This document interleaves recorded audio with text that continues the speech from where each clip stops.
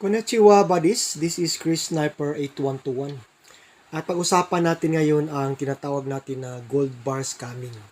Itong ipinakita ko, actual talaga ito na na-confiscate ng mga katropa nating kapulisan, no? Na embargo ito dahil fake gold bar po ito, no? Hindi ito totoong gold bar ha. Fake gold bar na ginagamit sa gold scamming modus. Ayan buddies, no? Ang tatak niya, KKK.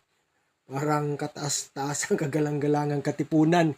Ewan ko, basta yan, may tabas pa. No? Sinampulan. Alam nyo, yan. Sinecheck namin ng Japanese one natin. Walang galaw buddies eh. Wala talagang reaction, walang detection. Dahil gold-plated lang siya. Tapos, ang ilalim nito, no, ay tingga. Kasi ang density, yan buddies oh, coated lang siya, gold-plated, no?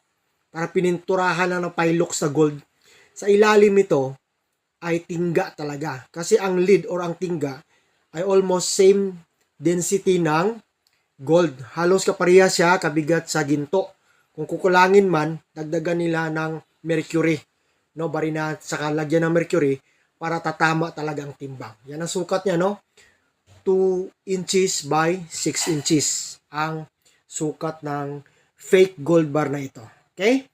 So, kaya namin pinapakita para mawarningan ang mga katropa natin, no?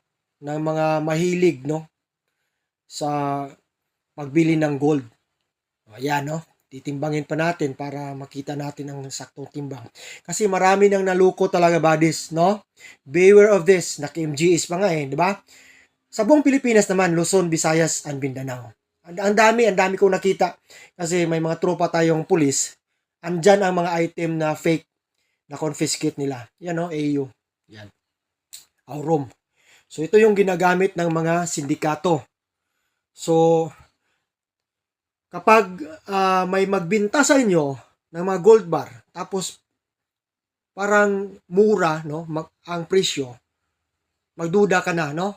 Dahil isa yang fake gold bar. So, hopefully may natutunan tayo, no, sa pag-identify ng totoong gold bar at fake gold bar.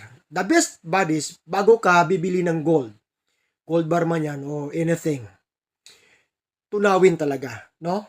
I-melt natin para makikita ang buong content kung pure gold ba siya talaga. Ito ay talagang fake gold bar ito na ginagamit ng mga sindikato. Inuulit ko, no? Okay, thank you for watching and Bansay Buddies.